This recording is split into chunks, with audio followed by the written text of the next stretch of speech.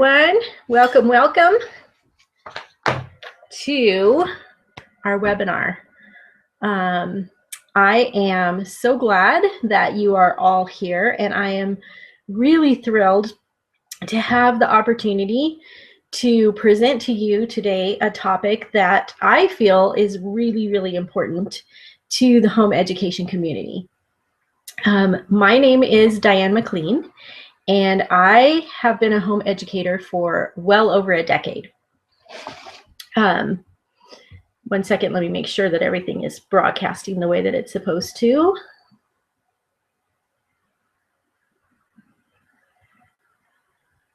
Just making sure here. Okay, so I love the home education community. I love homeschoolers, and I do with all my heart, really.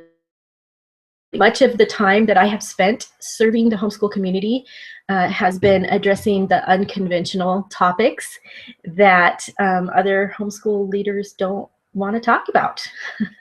I give hundreds of inspirational trainings and presentations every year to thousands of homeschoolers and potential homeschoolers all over the world.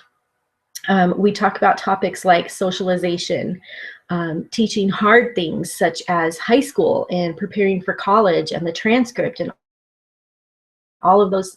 What happens when you have bad days, and you will have bad days. Sometimes we have more bad days than good days.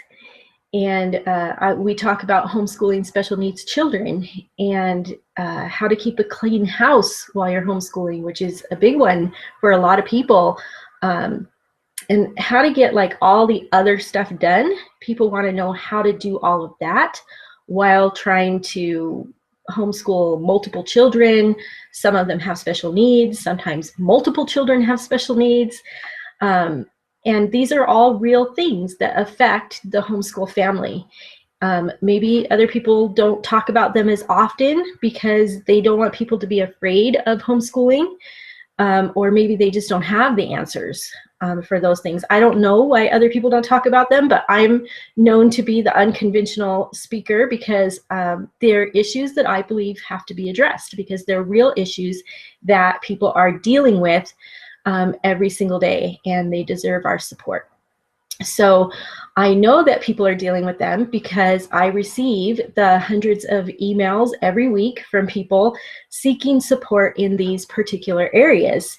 And I help each and every one of them. I answer every email that comes into my email box personally. And I'm able to help these people because I do get it. I have been there. I know that there's very little support out there in the homeschool community for some of these issues, and I know it because I went searching for help, and then I found a little bit of magic, and when I found that, it completely transformed my homeschool and everything that we did from that point forward. And so what I'm going to share with you today is going to hopefully change your perspective on but what education should be and what it should look like.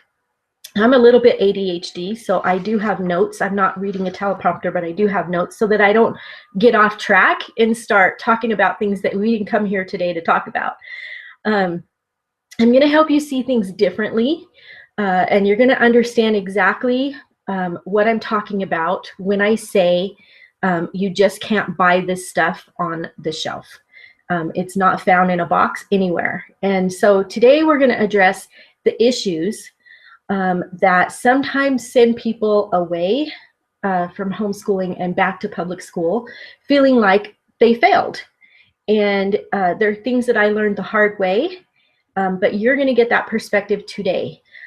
Things that took me many years to learn.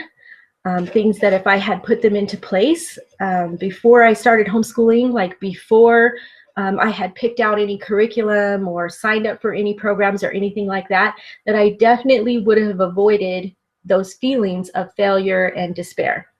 And I would have been able to feel more successful at a much earlier point in our journey. And that's what we're about today, is helping you to feel successful at an earlier point in your journey instead of waiting for you to have to go through all the things that I had to go through.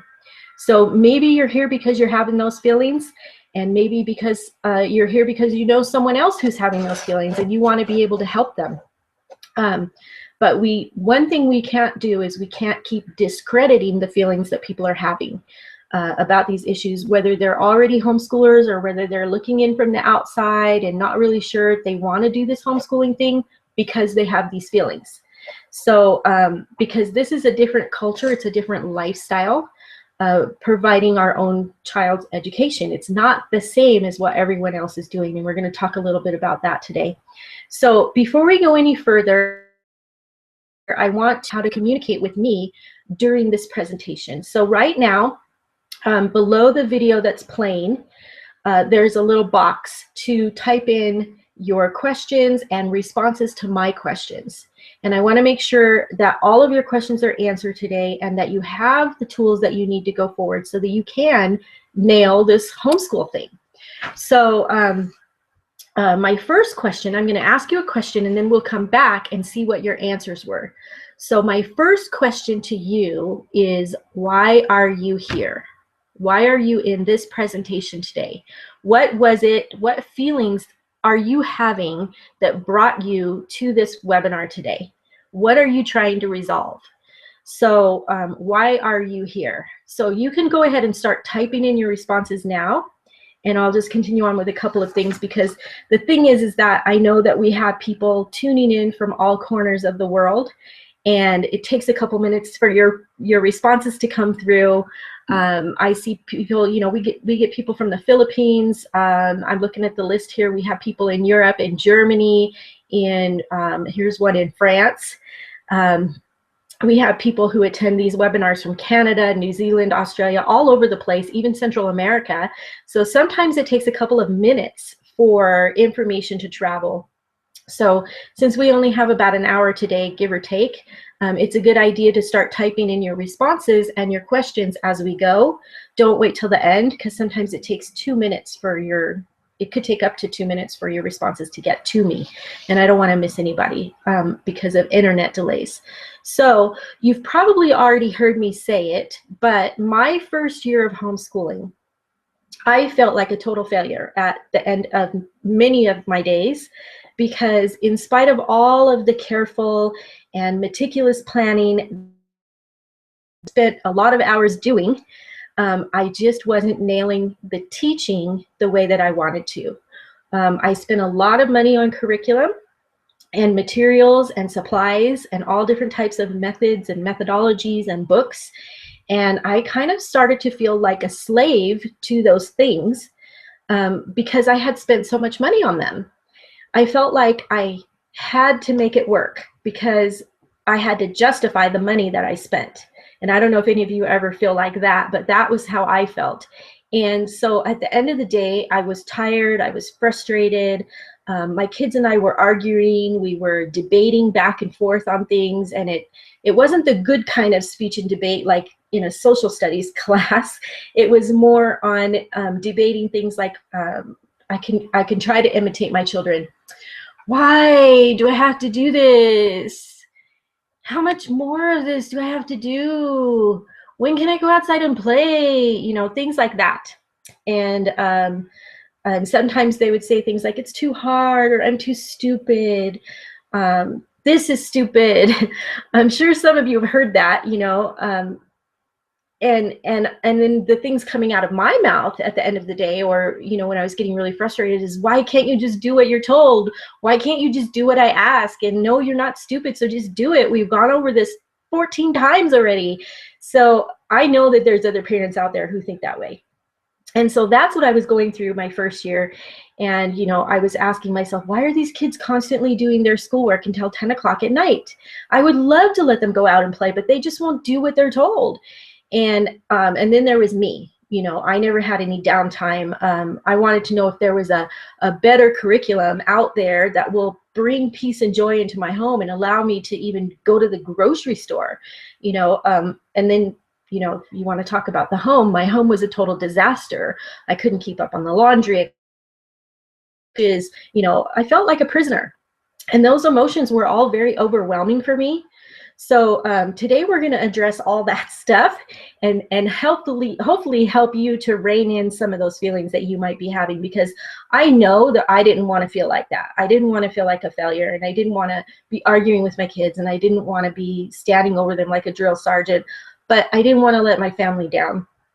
And I know you don't want to feel like that either. So a little bit more about my story. As we were coming to the close of our first year of homeschooling, I went on that little quest to figure out what it takes to have that successful homeschool, to inspire my children to love learning, to be independent, to not be working until 10 o'clock at night unless it's something they wanted to be doing. I didn't want to stand over them like a drill sergeant, and I didn't want to use all kinds of manipulation tactics and charts and things like that and little reward systems to bribe them to complete their lessons. I wanted them to love learning. And so maybe that's why you're here today. Hopefully you're on a quest to resolve some of those issues too. And hopefully some of you have been typing in your responses to my initial question of why you are here. So I'm going to go ahead and take a look at some of those now. Let's see if we have any of those answers in here. Awesome. Oh, you guys are so great. Okay. Tiffany says, I'm just starting out on homeschooling. I'm just going to use a different computer over here because that way I don't have to switch screens and accidentally cut off my. So I'm just starting out in homeschooling. My oldest is 4, and I'm trying to be the most organized and successful that I can. Good for you, Tiffany. I'm going to give you some really good tips today to help you to be successful. Charlotte says that she's in an education rut, both unmotivated. Okay, those are actually very justified feelings. So we're going to get you some clarity today and help you to get motivated again. Devona, I feel like we aren't doing everything we should be doing. I seem to jump around, and that happens a lot. Don't feel alone in that. We'll talk about that. Meg, I'm here because my 8-year-old is having symptoms of depression, and I want to make sure our homeschool is supporting her and building her up and not causing some of her emotional troubles. I was totally right there, thinking that I was adding to the problems with my kids. I had one child who was going through some similar issues, and I felt like I was just adding to that plate. Stephanie, we're in our first year of homeschool and have already changed things from the start and would like to take more of the guessing out of our trials and finding what works and what doesn't. You're going to get some clarity today for sure, Stephanie. Anonymous, I'm just always hoping to learn new and better ways to do things. A single parent homeschooling, looks like 4 kids, 2E. I don't know if that means special ed. I don't know what that means, 2E. I feel like I'm failing with teaching all my boys. Lori says they are various ages and grades, don't work well together. If I help 1 or 2 have a successful day, I accomplish very little. Yes, that is a very valid feeling. We're going to help you to nail that today. Crystal, I'm struggling with trying to teach a K, a 3rd, and a 6th grader all at once. Picking out what curriculums are best. We're gonna talk about that curriculum today. I feel like I'm failing the teaching for each grade level. That's, yeah, because you're doing 3 different curriculums. We're going to talk about that. How do we keep one child focused and on track? You're cracking me up as we've been dealing with this last part of all that statement. Okay. Oh my gosh, there's more. Okay, overwhelmed, newbie, checking it out, 5 kids. Okay, I just want to make sure that I'm not skipping over anything that isn't already in my talk today. I'm going to make sure we're going to cover everything. I want to make sure she still has a chance for success. Okay, so yeah, all of these are good, valid feelings. Well, not good feelings, but they're valid feelings. I want to let you know that you have permission to feel that way. There's nothing wrong with you, and you're not failing. It's not you that's failing, it's the system, and we're going to talk about that today. But I also want to let you know that you have permission to invest in yourself, which is what you're doing here today, spending a little time trying to learn how to not feel that way and how to make that bad feeling go away and open the windows to some fresh air in your homeschool. So we're going to give you clarity, ease some of your fears. We're going to help you guys feel a little bit more confident today and help you to know how to do it. Okay, so you're definitely all in the right place from what I can see, because these feelings are right aligned with what we're going to talk about today. If you feel like, you know, things haven't been going the way you wanted to, you're fighting more than inspiring, all of that kind of stuff. You're not getting the results that you want. But I want you to really hear this. I know I've said it before, but when you have the right tools, it's way easier than you think. There's a lot of things that I can already see in some of these responses that are complicating your homeschooling journey and making it harder than it needs to be.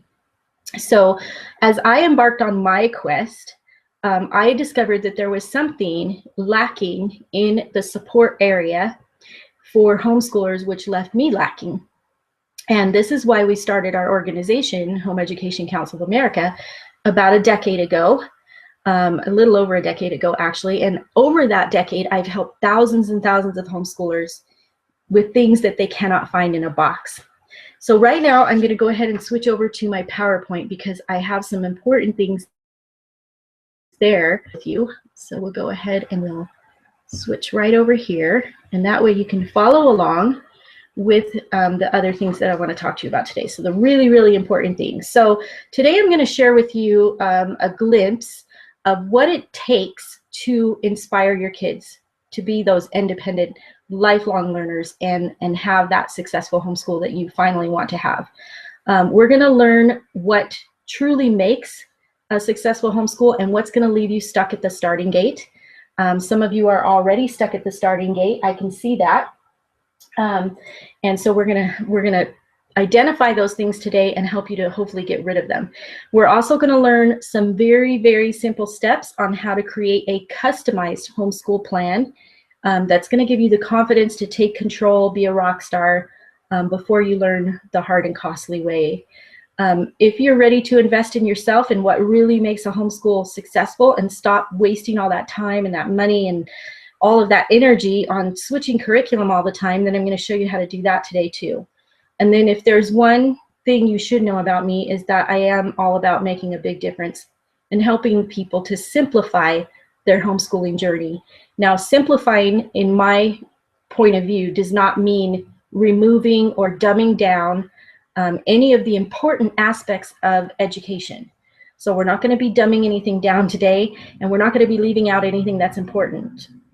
And obviously we have a short time, so I really want you to nail it, and I want you to, I'm going to be giving you a lot, but I do promise that I will share with you how we can continue to connect, and I can help you throughout the year, and you can have all the amazing tools that I share with thousands of people that have helped me through everything and to get over those feelings. So let's get to work on creating your customized plan first. And that is going to involve some very, very important principles. So what you're going to learn today is going to apply for any child and will work in any homeschool anywhere in the world. Even if you have special needs children, it doesn't matter. These principles are going to apply. They are what I call the 4 principles critical to success. Now, the first thing I want you to look at is this picture. When you look at this picture, look at the things that you don't see first. You don't see maps on the wall. This does not look like a classroom. This does not have any desks. We don't have all of the children. There's no chalkboard. There's none of that stuff here to emulate a standard classroom. But what you do see is that there are 1, 2, 3, 4, 5, 6, 7, 8 children completely engaged in a project. They're enjoying it. I don't see anybody complaining. Everybody is really engaged in this project. Now, last September, when we did our Not Back to School Summit, we asked homeschoolers to send us pictures of what not back to school means to them. And this is one of the pictures that came. Now, this looks like a mess, and I know some of you might be going, oh my gosh, that's so overwhelming, that's a mess. But all it is paper and pencils and markers, and that can clean up in 5 minutes. But what's important here is that these children are all engaged in learning. So let's go ahead and talk about the first principle to success. And the first principle to success is that curriculum is not going to solve problems in your homeschool. Because I know there were a couple of you who said, I want to know what curriculum to choose. So we get emails like that all the time from parents who are at their wits' end. They tell us that their child just refuses to do their work. They tell us they have heard conflicting reviews about this curriculum or that curriculum, and then they ask us for our recommendation as to which curriculum is going to be the best for them. And most of the time, they have reached such an end of their rope that they don't even care how much the curriculum will cost. They are ready to spend any amount of money to buy the right curriculum that will stop the fighting and bring the peace back into their home. But in all honesty, the problem in most cases is not academically related. When curriculum isn't working, the problem in most cases has to do with the homeschool foundations and the principles. Now, not the foundations in the home, we're talking about the homeschool foundations. It has to do with having the right tools, which have nothing to do with curriculum. And now, keep in mind that I'm not saying don't buy curriculum. What I'm saying is that we need to get a grip on the learning foundations and the principles in your home first. Let's not put all the weight on the curriculum, because curriculum is just a thing. It doesn't control emotions. It doesn't control the learning. It's a tool. It's a thing. Curriculum is not a principle or a method or a goal. It's just a thing. So this isn't about parenting mostly. It's about coming to terms with the fact that your home, which brings me to our second really, really critical principle, and that is your home is not a school. It's a house of learning, yes, but not a school. So I don't know if you want to write that down. These are the first two of the four principles. The first one is that curriculum is not going to fix your problems. And number two, your home is not a school. And again, these pictures are coming from homeschoolers who sent them in to us and said, go ahead and use them for whatever you need to. This is what we envision learning to be. And they just went around and just caught glimpses of their kids learning. So I'm going to go ahead and go to the third principle, which will tie into the second principle. So home is not a school is the second principle, but the third critical principle is that you need to come to terms with the reasons why you're homeschooling. Now, chances are it's because something about the current school system was not appealing to you, whatever that was that made you make that choice to homeschool. And you have to identify that and write it down. What is the reason you're homeschooling? What was it that drove you to homeschool in the first place? Now, for some people, they never even considered public school because they wanted to have more control over the morals and the values of the things that they prefer to be in charge of teaching their children. But for other people, it could be because their child was bullied, or their child had special needs that were not being met in public school or in a private school. Or for most people, it's because the whole entire system is a failure. And I'm not going to go into, great detail as to why it's a failure. I have other talks that go into that. But most of you are here today because you already know that at some point or another, the public school system was a failure for you. It goes all the way back to the 1920s when the federal government got involved, and ever since then, the system has been one continuous failed experiment at the expense of human beings, our children. And not only is the system a failure academically, but it consistently fails at things like socialization, teaching life skills, morale, everything else in which the parents are trying to teach their children, and then they go and they spend 8 hours in a public school classroom, and everything the parents try to teach the children is undone, all for the sake of a test score. So it really has nothing to do with teachers. So if any of you are teachers out there, this has nothing to do with teachers, because the system even takes control away from teachers. But the biggest problems that we have seen in homeschooling really occur when parents try to take that same system that that's their reason for leaving, because the system failed them. They're trying to take that same failed system and emulate it in their homes. A lot of new homeschoolers will go out and buy a curriculum, and then they'll set up some space in their home to look like a public school classroom. And then they'll try to replicate the same public school format of 1 hour a subject for several hours a day with your limited breaks, and constantly watching the clock, and parents acting like drill sergeants. And their goal is just to get it all done. And they're waiting for that day to be over, or they just want to get to the next grade level. And that's that system that we're all trained to think that that's the right system to do. But then when we try to emulate that in our home, that's the first mistake that a lot of homeschoolers make. And that brings me to the fourth principle, which is that children are unique individuals. So they are not, and they should not be encouraged to be the same as anyone else. And that is what the system is designed to do, to make everyone the same.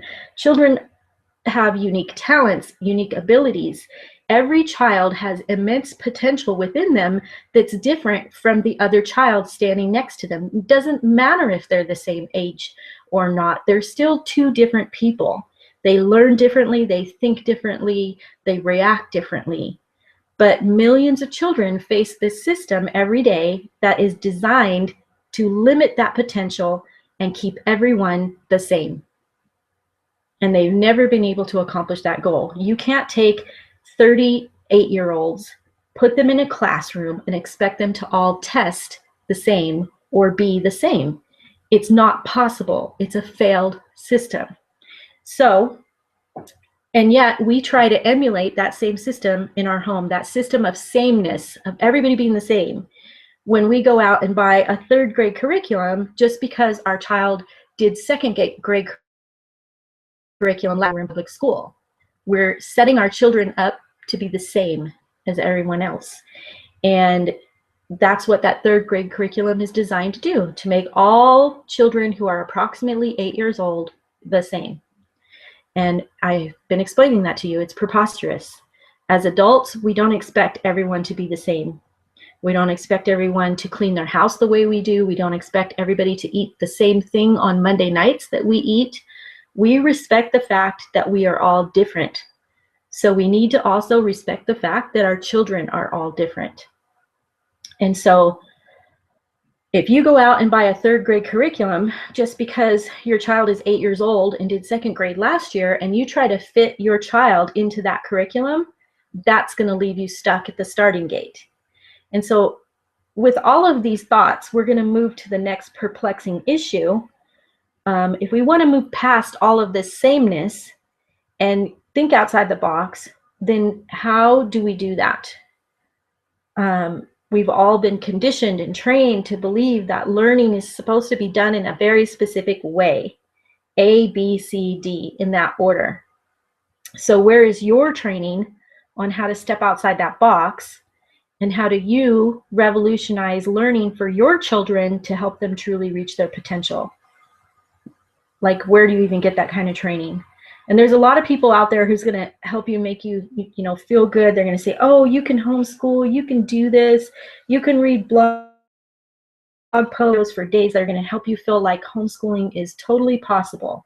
But then when you start to actually do it, you come to a screeching halt and you're like, oh my gosh, I don't know if I can do this. Like, how do I do it? Where are the steps? Where are the steps written down to do it? And even if you have a curriculum, all the is tell you how your child needs to be the same as every third grader. That's not telling you how to homeschool. That's telling you how to do that curriculum. And that's a entirely different thing. And this is what holds people back from being successful at homeschooling. It's not the curriculum you bought, and it isn't that you don't have confidence or that you don't want to do it. What's holding you back is that you're only getting part of the picture. You don't have all of the tools. And then you feel like a failure because it's not the rosy picture that everyone painted for you. Or if you even haven't started homeschooling yet, it's usually because you haven't made that connection on how it's all going to work. I'm a very visual person. I had to visualize in my head, how are we going to homeschool? And I had this visual image of setting up my home like a classroom. Our first year, we had desks and we had bookcases and we had posters all over the walls and the world map and the globe and all of it. But that's not what learning is about. It's not about all that stuff. It's about getting in there and understanding to make that connection to do it. So the question is, how are you going to mentor your children when maybe you didn't have good mentors for yourself? How are you going to keep your house clean while you're spending all day doing lessons? These are the real questions. How are you going to homeschool multiple children and your children with special needs and socialize your children? And that is a big, important thing to talk about. And I actually have a keynote on our website, which I'll point you to later, that talks about socialization. How are you going to homeschool, through high school, and whatever other questions that you have? If you can't find the answers to these questions, you're going to be left stuck at the starting gate. So no matter how much money you have spent on curriculum or how much a curriculum promises to deliver, it's not going to solve these issues.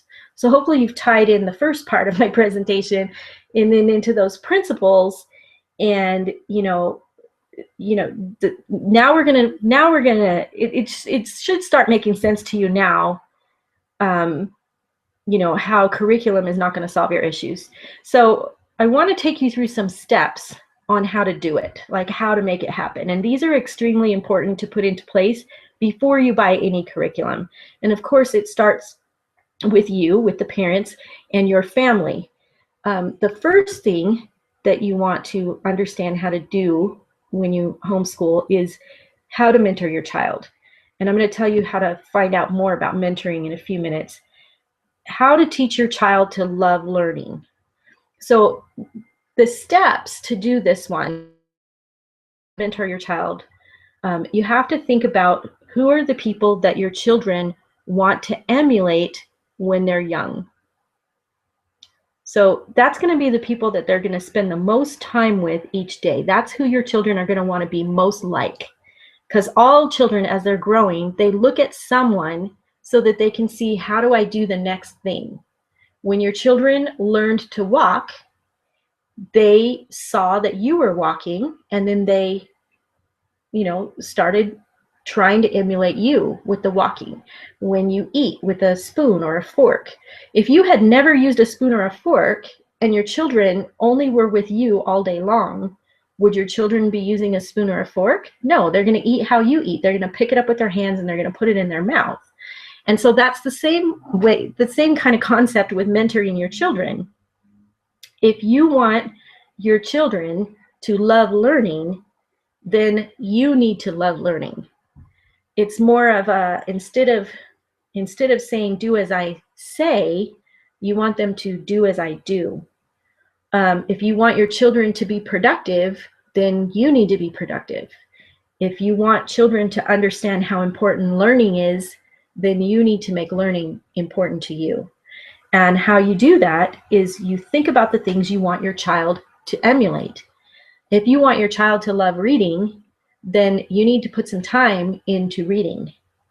And they need to see you enjoying those books, and you need to be sharing those books with them so that they understand what a joy it is to read. There's lots of ways to talk about different things. I'm going to break this down at the end for you. We're going to really talk about customizing a little bit more, but I want to move on to the second step on how to do it. The first one is learning how to mentor your child, and we'll get more in depth with that a little later. The second step is to learn the rhythms of your family, and a lot of people get confused with this one, so I'm going to kind of explain it a little bit for you. You have to ask yourself, what if homeschooling was not the priority here?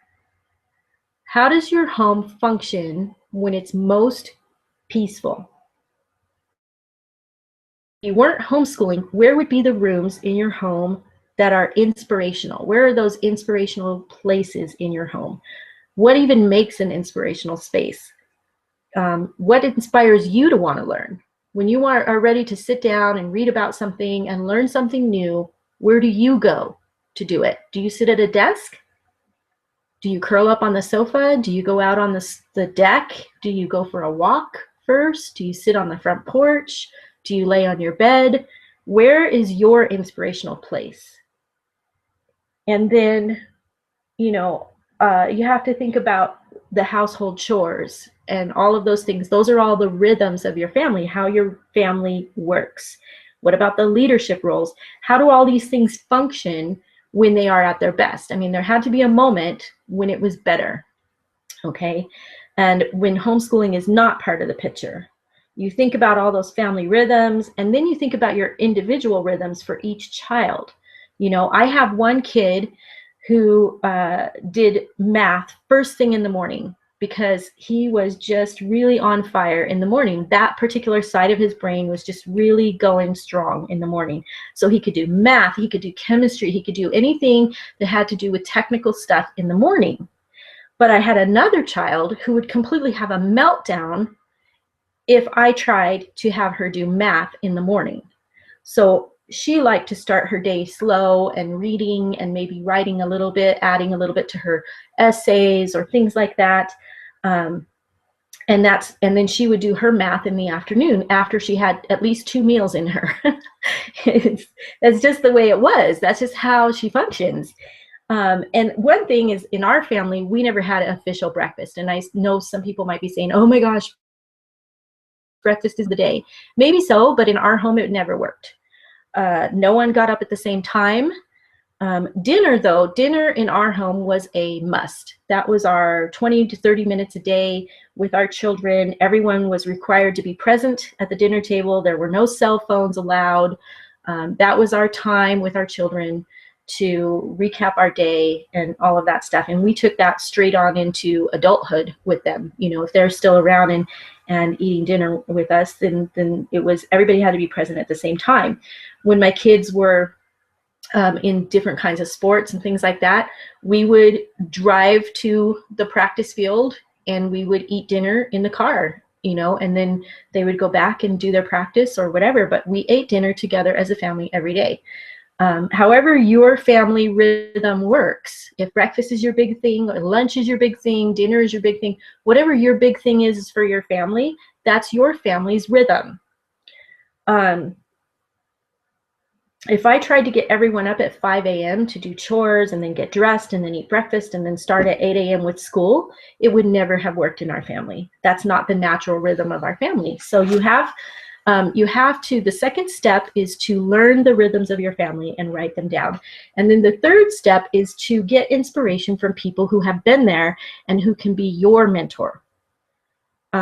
Homeschoolers who are not out there still trying new curriculum, but who are at peace with their style and their systems. And here's the thing, number 3 goes hand in hand with number 1 for most people. Because if you have not learned how to be a mentor yourself, it's going to be a challenge for you to know how to mentor your children.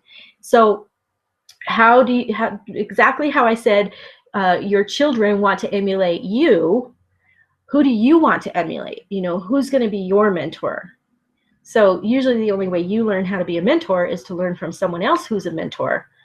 And I promise I'll come back and define that more for you. So let's go ahead and review here. The 4 principles that I listed for you, as well as these 3 important steps, these are the keys to your individualized and customized homeschool plan.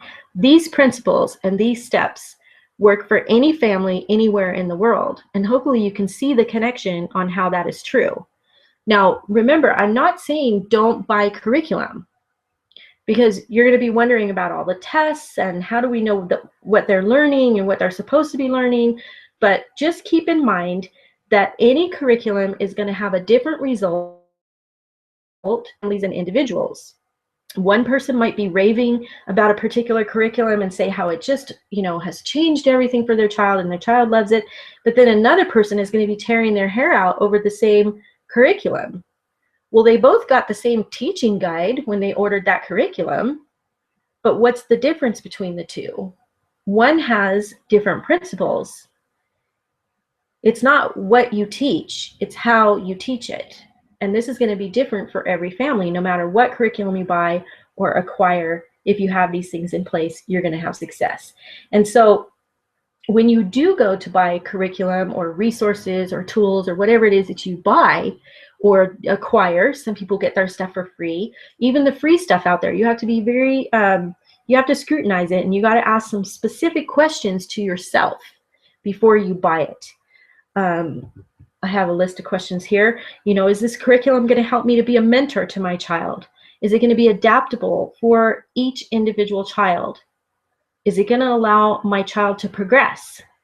Or is it just 180 days of busy work that simply checks off some boxes and holds my child back from progressing to the next stage?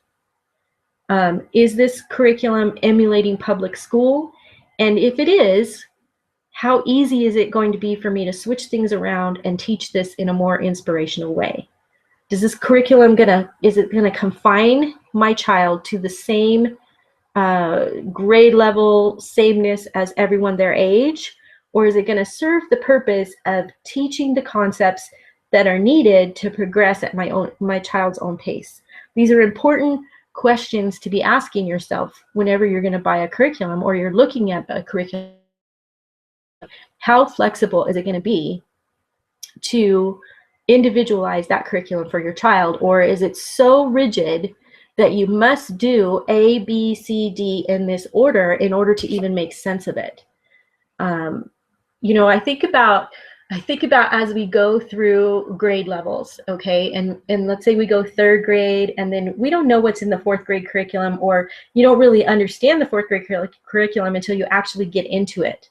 But when you get to 4th and 5th grade, are any of those curriculums like looking forward to the future? Are they talking about what's going to happen in middle school and what's going to happen in high school and all of those things? No, they're not. They're keeping you right there at that grade level. They're designed to hold you back. So what you have to do is, instead of adapting your child to the curriculum, you need to be asking the curriculum, how are you going to adapt to my child? And in that mindset, this is how you individualize your journey. This is how you customize your plan when you look at that. Just because someone else says that it's awesome doesn't mean that it's going to work for your child. And then, of course, you want to keep connecting with your mentors. And so that brings me to the big question, what is a mentor? You know, it's basically someone that you can trust, that guides you by modeling positive behaviors that you want to emulate. There's a lot of different management dictionaries out there that might define it like, you know, the mentor understands their role to be dependable, engaged, authentic, and really tuned in to the needs of the person they're mentoring. They're a guide who can help you to find direction and help you to develop solutions to your individual issues. And a lot of mentors are going to rely upon having had similar experiences. They gain that empathy with the person that they're mentoring, and they choose. So basically, mentors have a lot of knowledge. And of course, we all know that knowledge is an essential tool to the success of anything you want to do. And so therefore, mentors have the tools. So the question is who are these people who can help you the most? Where can you find a really, really, really good mentor? And I have to tell you, I have spent a lot of time looking for people to help me to really get it. I was looking for people who were not just out selling their curriculum. I wanted to talk to the people who had the failures and the successes, people that I could really relate to, who developed amazing ways to mentor children, to teach their children how to love learning, and to really strive to reach their potential. And some of them I found through homeschool friends, referrals, but that took a lot of time to connect with those mentors one by one. I have had some very deep discussions with some of them who really truly understand that a home is not a school, but it's a place of learning unlike no other place on earth. I've also attended dozens and dozens of homeschool conferences to find mentors, to connect with them, and to learn from them. And it took me years. And then there were all the logistics of attending out-of-town conferences. We had travel expenses, lodging, food, and I either had to pay a babysitter for a couple of days, or drag my kids with me through the vendor hall and into the speakers. I just have to say, I wish I had had everything the first year before I felt all those feelings that I felt, and then I had to learn the hard way. And then another place you can find mentors is you can go online to all kinds of blogs, and you can get free advice from people on groups. But it's tiny bits of information here and there, and it's usually based on one person's perspective, the person writing the blog post, and a single user experience. I personally love a lot of the free advice out there, but I do tend to lean toward you get what you pay for, especially the ones that have all the flashing ads around their blog post. The question I always ask myself is, are they really standing behind what they're posting, or are they just posting information to get traffic for their ads? So the question again is, where can you find good mentors, and how do you get all of the good stuff without having to wait years and spend a ton of money or question who to trust? And if you have the support you need, what can you accomplish in your homeschool? If you really want to be inspired, you have to invest in spending time with mentors who have all the information. Mentors who have not only experienced the issues themselves, but who have worked with lots and lots and lots of people in different scenarios, and they understand different viewpoints. And they have multiple, if not thousands, of experiences to draw from. So again, the best mentors are found speaking to large groups because they want to reach more people. And in the past, I would have been at homeschool conventions or conferences. The energy at a homeschool convention is amazing. You feel empowered when you leave. It's an amazing experience, but not everyone can afford going to a homeschool convention. I previously mentioned the travel costs that are usually associated. A lot of homeschoolers are only on one income. And even still, you're only going to get in a couple of speakers per convention. And if you can only afford one convention a year, then that's going to take a lot of years to finally have a breakthrough. So how can we take all that energy and all that knowledge that you find at a homeschool convention with all these great mentors and great speakers and put that into a format that's more reasonably priced and more convenient for people? Something where people don't have to find babysitters, they don't have to travel, they don't have to give up a whole Saturday to do it like I did, where people can listen to all the speakers and really dig deep on things. So the solution, I thought, would be an online conference. You can usually listen to multiple speakers, and I've attended some of these as well, and I could immediately see what was missing in them. So I went out and I started creating these online events that have a lot of energy and inspiration. And I've been doing these online events for several years, and people really love them. It's been a huge hit, a really huge blessing for so many people. People are able to create that energy by doing one thing right, and that was finding the best mentors. There is a difference between merely hosting an online event and having anybody speak, and hosting one where the mentors actually relate to your guests, your followers, your members, your people. So we do have a conference coming up. Our theme is Mission Possible, and I want to tell you that I have asked the best of the best mentors to speak with you and to hold your hand as you embark on this journey of homeschooling so that you know it is possible. They're going to give you tools to really succeed, and I'm going to come back and address a few more things in a few minutes. But these are mentors who normally only speak at live conventions, but they have agreed to come to our online conference and meet with you in a very, very exciting format. These are not audio conferences. These are all video conferences.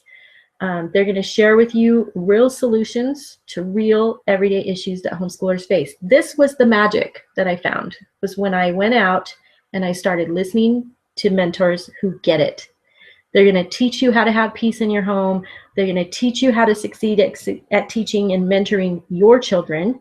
They're going to teach you the organizational skills and the tools that you need. They're going to teach you how to do it. And then after you have attended one of our conferences, your entire thinking about education and the possibilities are going to be forever changed. I can promise you that. this really is the best solution to getting all the tools you need to homeschool your children all in one place and all entirely is our biggest gift to the homeschool community. It's a lot of work to put the conferences together, to find those right mentors to get you the right information to solve the real problems with real solutions. And for less than 20 bucks, it's a no-brainer. So I'm going to quickly tell you how to get a ticket, and then we're going to come back and I want to go a little bit deeper into customizing your homeschool plan, and then we'll go back to questions and help some of you with things that you might be stuck on right now. So with this conference that we have coming up, the dates are June 1st through June 13th. The general admission ticket is $30 and will go on sale Saturday on May 2nd. However, I do have some early bird offers, which I'm going to explain to you, that are going to end on May 1st, which is Friday. So the general admission ticket is going to have access to our online vendor hall. It's going to have access to all the live sessions with a complimentary 24-hour replay in case you get interrupted. So let me repeat that. A complimentary 24-hour replay in case you get interrupted. If you go to a live conference, you're not going to get a replay on the sessions that you attend. If your child is screaming and you have to take your child out of the session, you're going to miss everything that speaker has to say. But with our online conference, you get a complimentary 24-hour replay access. That is an amazing way for you to have more flexibility and listen to more speakers. You also get access to all of the teen track sessions, which are going to be amazing. If you have teenagers in the home, you'll want to sit and watch those with them. If you are a basic member of Home Education Council of America, which is our free level of membership, if you do nothing else when we get out of this presentation today, please join HECOA as a free member. It's not anything other than a weekly newsletter that you'll get in your email, but we offer so many benefits to our members, even our free members.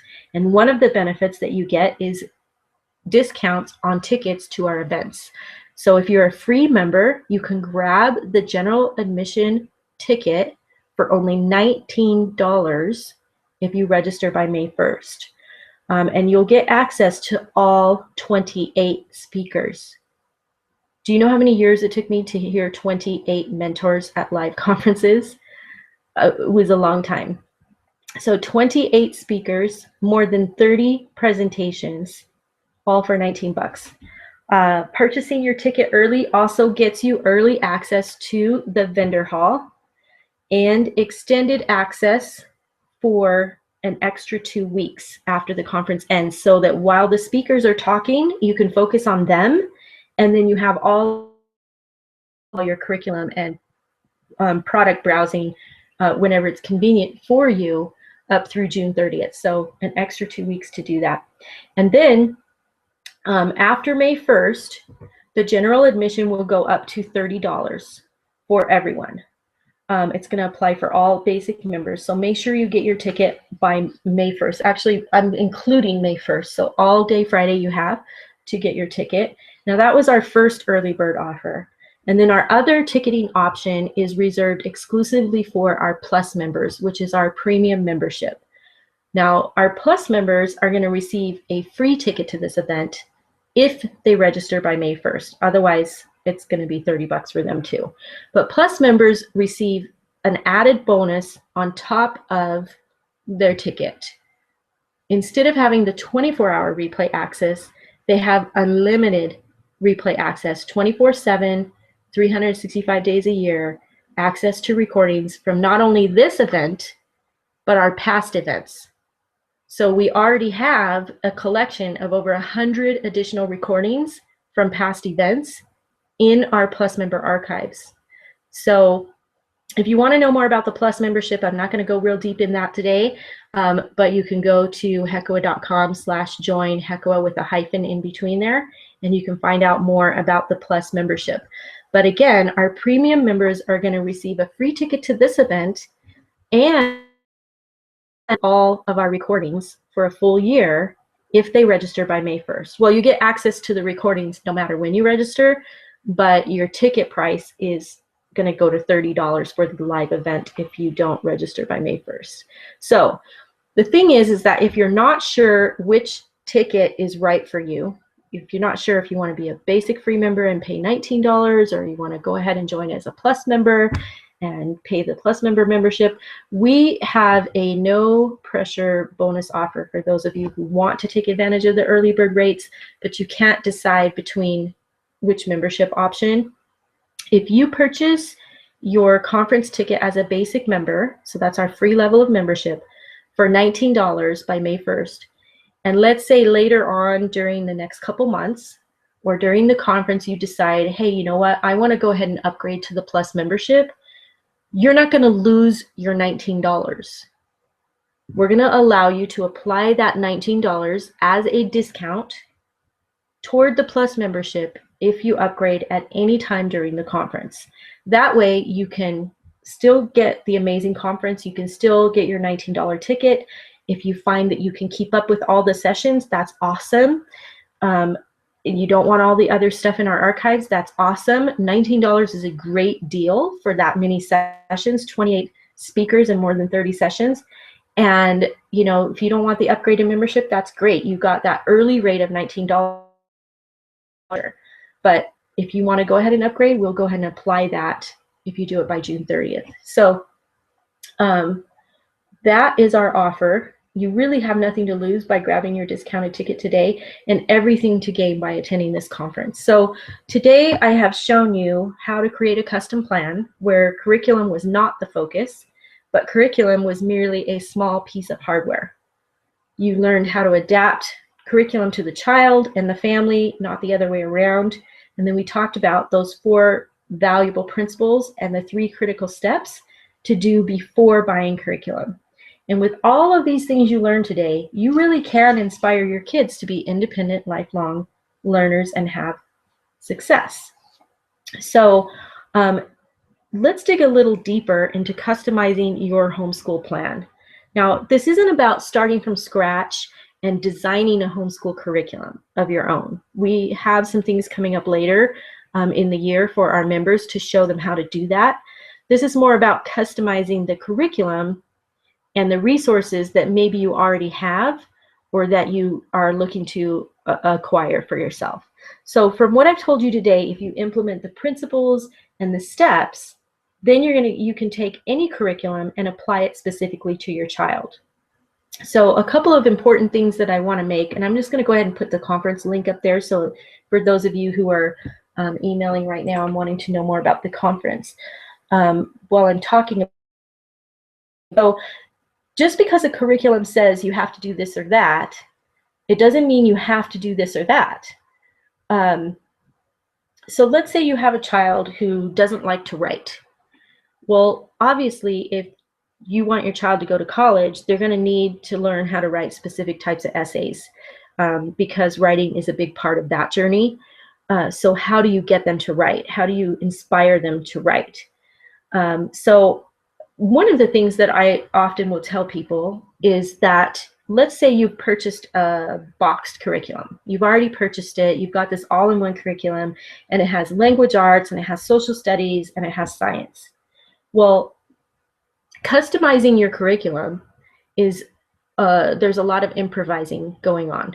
So let's say you've got this language arts assignment where your child is going to learn what an expository essay is. Okay, an expository essay is an essay that exposes information about some topic. Let's say the expository essay, and a lot of times in the language arts curriculum, they will tell you what topics to write on. Write an expository essay on, I don't know, the development of some product. Well, no, that would be something else. I can't even think right now as far as what would be in a language arts curriculum, because honestly, I never used a language arts curriculum after the 9th grade. And that is because we just used, and this is where I was going, we just incorporated language arts into our science and our social studies curriculum. And that is because my children were more interested in that. And when I started thinking about college, and when they go into college, and let's say they are asked to write an expository essay on something, Social studies and science are the two things, those are the things that you talk about people. Social studies is a study of people, societies. It's about analyzing things. It's about looking at groups of people and analyzing what happened in the past, what's going on now, and predicting the future. Social studies encompasses history, geography, and the study of people. And so all of that can be incorporated into everything that is in a language arts curriculum. And science, of course, is about proving and disproving theories and experimental things. And all of a sudden, you know, you're learning about the study of life and biology and physics and all of that. And there is writing involved in that.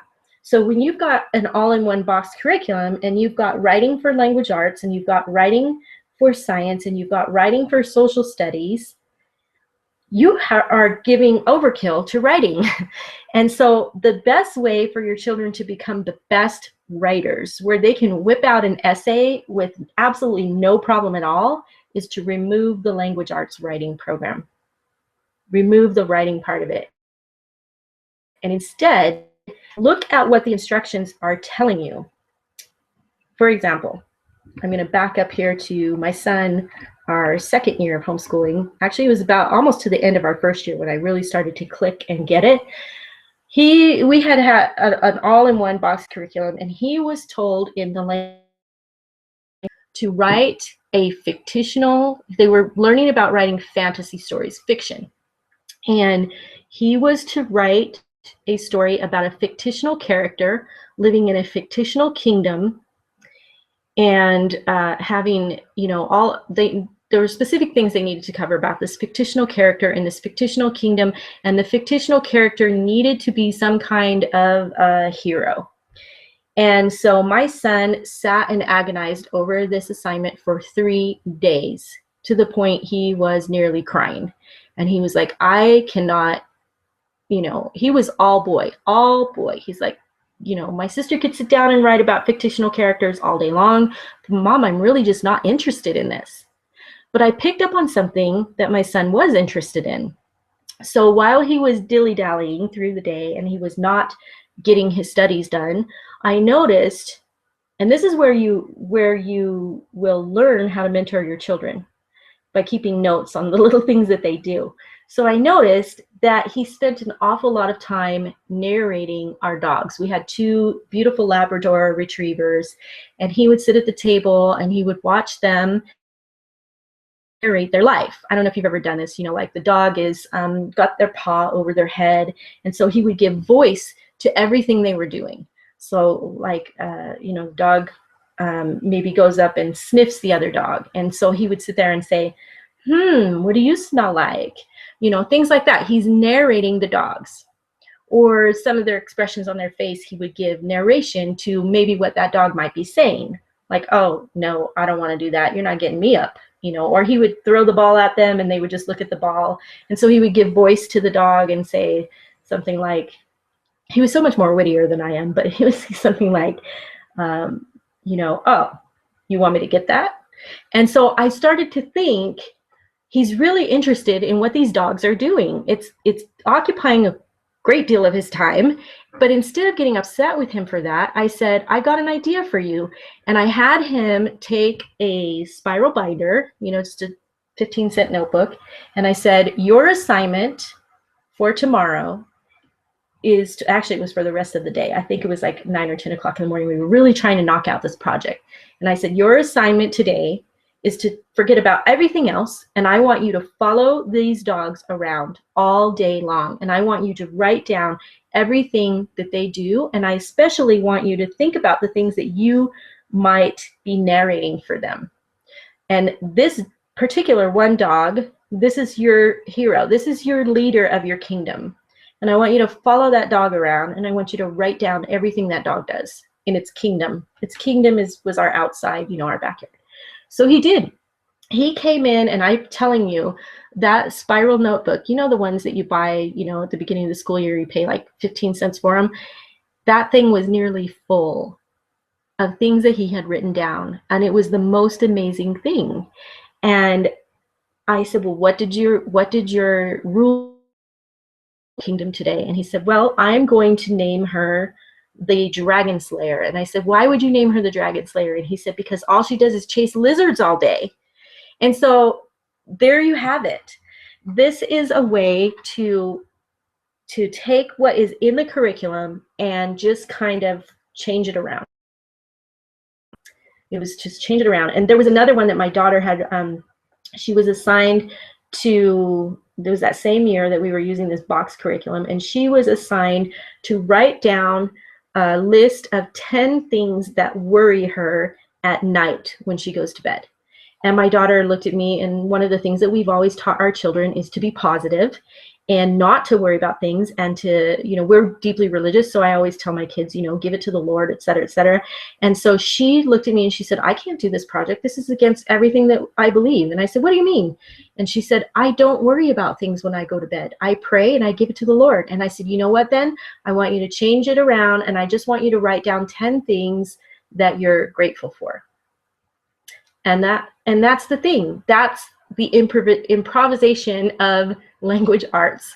So you don't have to do exactly everything exactly the way that's laid out in the box curriculum. If you buy a box curriculum, ask yourself, how can I customize this for my child?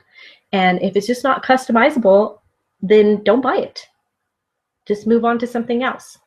So those are some examples on how you can really, you know, customize things for your children. So now I'm going to go ahead and I'm going to flip over to the questions. Let me refresh this thing and see if any of you have any questions for me. Let's see. I already got this one. We got these. Okay. How much is the premium membership? Okay. The plus membership is only $79,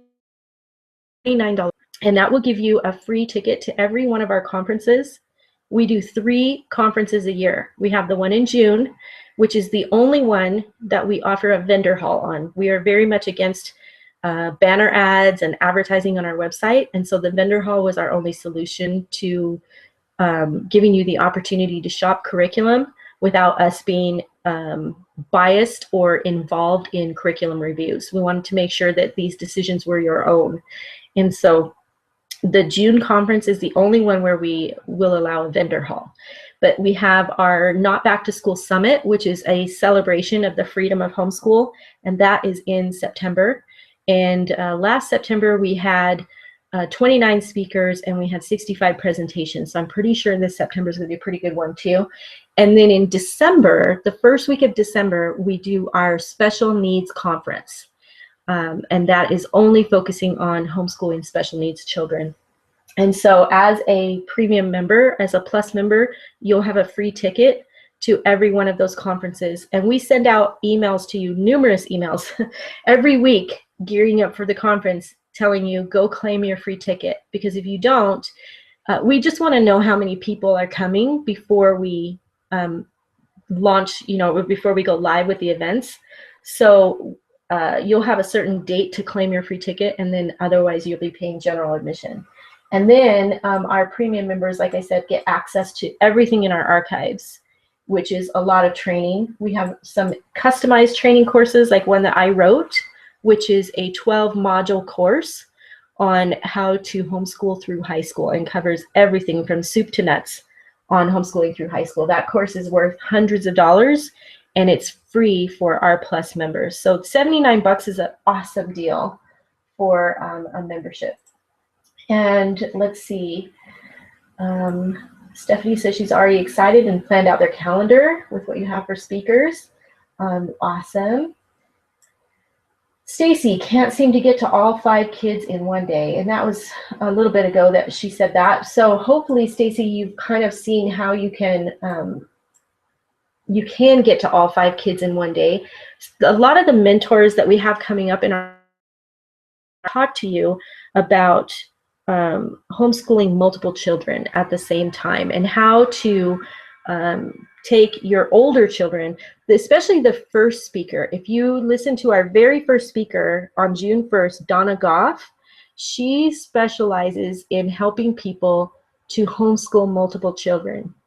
And she talks about how you work with your youngest child first. See, a lot of people get it backwards and they work with the oldest child, and while they're trying to work with the oldest child, the younger children are screaming and crying and throwing a fit and they want attention and yada, yada, yada. But Donna explains it, and she's probably one of the best mentors that I know. Donna explains it the other way around. She said, work with your youngest child first. Your oldest child can be reading or doing something independently. You work with your youngest child first, and then you assign that younger child to one of the older siblings to do something else, and then you work with your next youngest child, and then your next youngest child, and then your next youngest child, because your more independent students should be your older children. And if it comes down to, well, my oldest child happens to be my special needs child, and that happens to be the child that I have to work the most with, then you can switch that around. You don't have to do everything exactly as the mentors say. You can say, well, this is my most needy child. I'm going to work with this child first. So if that makes any sense. It's not always the youngest child who's the one that needs the most attention first. So that's how you can work with more than one child at one time and be successful at that. And remember that homeschooling is not, it's not a tough journey once you have all the tools, but one of the most important tools is to understand that you're a family first. And so remember, on one of the steps that I told you is to think of your family, to learn the rhythms of your family, and to understand how your family works together. And then build your homeschool around your family. Don't build your family around your homeschool. And then you'll be a lot more successful in everything that you're doing. Let's see if we have any more questions coming in. If you guys have any more questions, feel free to ask them. Go ahead and type them in the chat there. Let's see. My kids don't like school. My house is a mess. I feel like I'm ruining my relationship with my kids. Then focus on your kids and your house, and everything else will come along with it. I promise you that. Be a mentor to your children and not a drill sergeant. Try to think about that, and how you can be more of an example to your children. If you are handling conflict in a way that, you know, you don't want your children to emulate, then think about restructuring the way that you handle conflict.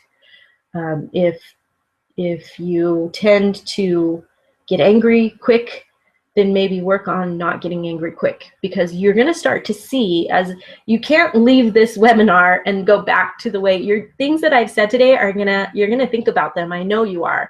And you're going to think, wow, okay, I didn't notice before that everything that I'm doing, they're really, really watching me. And hopefully that will help you to maybe change some of the ways that you're doing things. And I'm not saying that anybody here is parenting the wrong way or whatever, but I want you to think about how you want your children to act. And when it comes to behaviors are learned. They're not instructed. And so when you expect certain behaviors out of your children, you need to make sure that you're behaving that way as well, which is hard to do because, you know, some of us lose our temper quick, or we don't handle things the way that we would want to all the time, you know. But it's just learning how to incorporate the learning into your homeschool instead of where was I going with that? See, I'm not looking at my notes now. Incorporate the curriculum into your family instead of your family to the curriculum. Okay. Basically, I totally get that you want to understand how this is all going to work in your home. And you will get that with the mentors in our archives and in our upcoming conference. You know, you have to ask yourself a question. If you had everything that you needed, how successful can you be? Do you really want to nail it? Or do you want to keep doing things the way that you've been doing them? Do you want to be frustrated that things are not working the way you planned? Or do you want to have peace? Do you want to learn how to homeschool brilliant children that own their education, or do you just want to keep buying more expensive curriculum and teaching your kids to be the same as everyone else? What is the result that you want? And I'm not talking about, you know, checking off boxes. What is the result that you want for each individual child, and the one for your family as a whole? So, you know, I think it's Rachel DeMille, who's one of our speakers. She's on our speaker panel. She gave 3 amazing presentations, and her husband 3 amazing presentations. So there's 6 presentations by the DeMilles already in our archives from our September conference, where they talked about mentoring and they broke down the steps on how to be a mentor to your child. Read with your children and not to your children. And oh my gosh, they're amazing people. They wrote the book, A Thomas Jefferson Education, which is based on leadership education and the leadership model. And their son-in-law, Ian Cox, will be speaking for us in the June conference. And he will be specifically talking to the teens about taking control of your education and how to do it, and how to make your education fit you instead of you being forced to fit an education. Let me see if there's any more questions coming in. Okay. Okay, the all I want to do is play video games all day attitude. How do we tame that down? Personally, I put a restriction on video games. When we were doing our homeschooling, there were no video games during the day.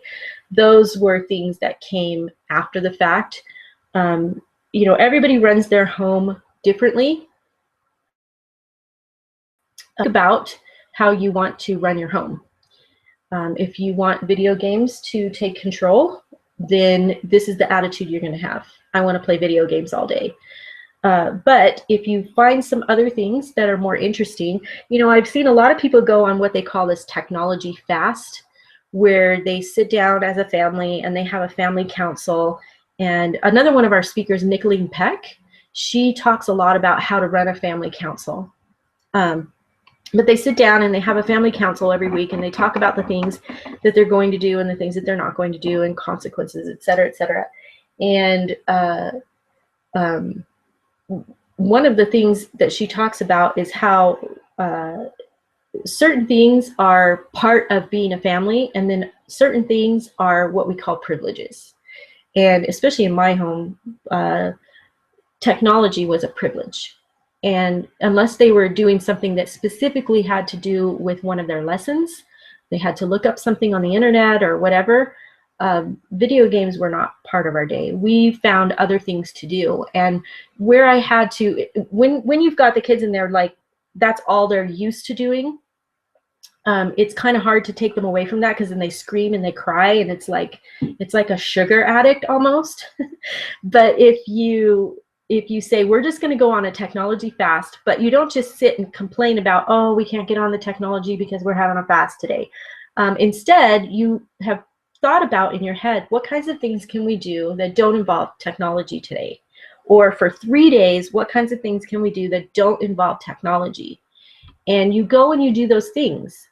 One of the things that I like to do with my kids was I would just say, okay, I would shut the laptop cover down and I would say, we're going to the park. And we would leave all the cell phones and we would go to the park.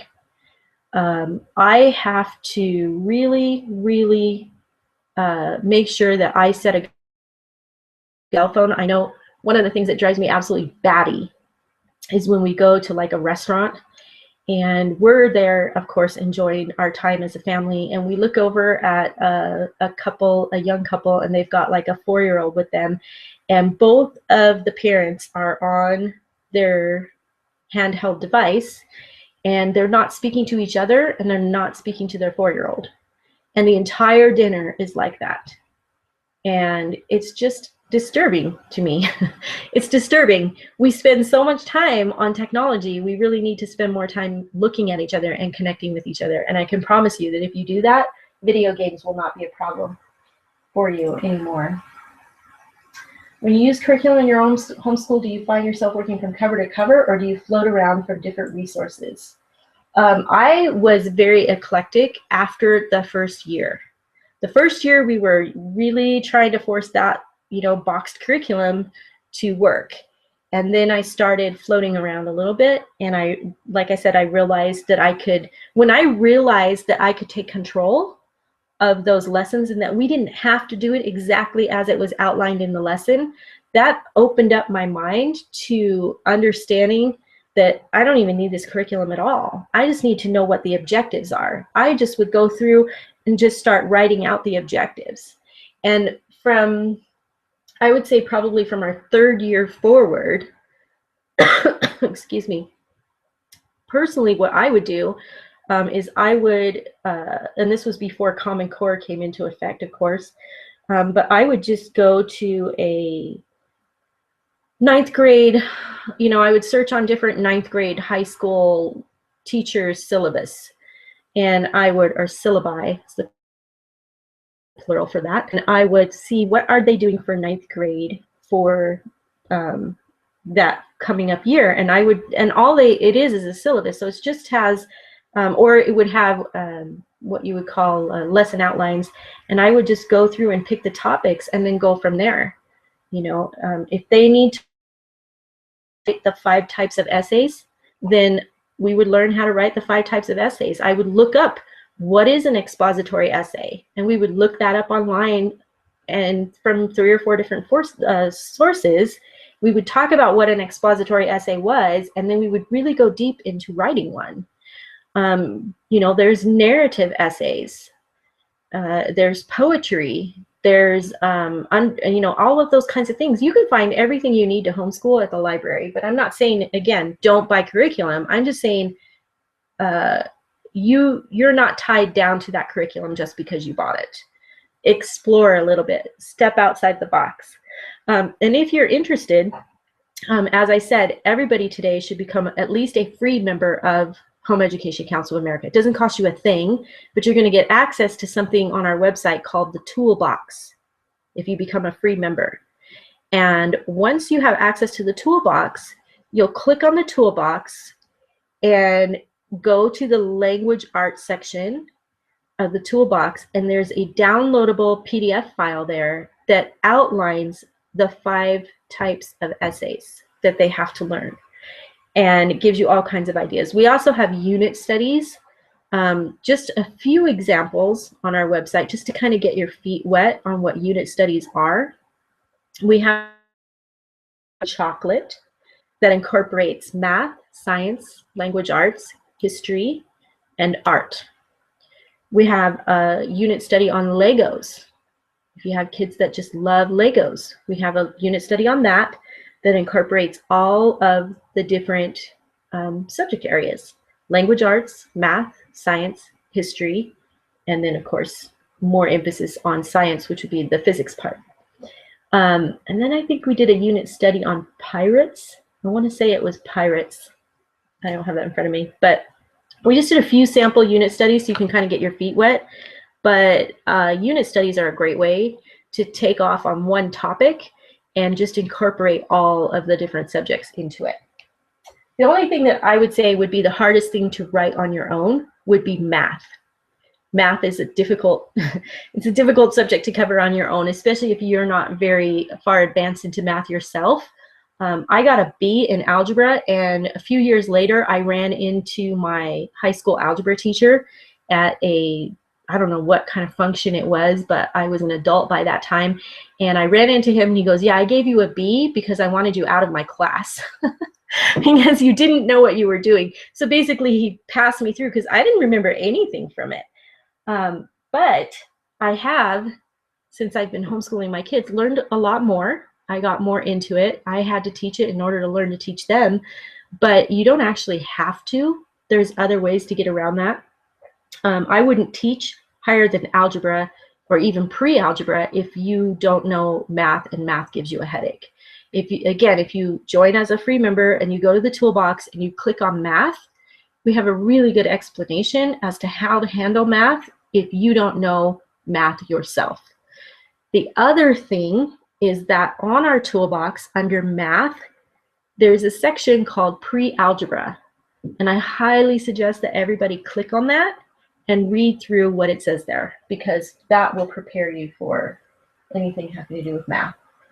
Let's see if we have any more questions here. Unit studies are not too young for teens. Someone asked, are unit studies too young for teens? No, absolutely not.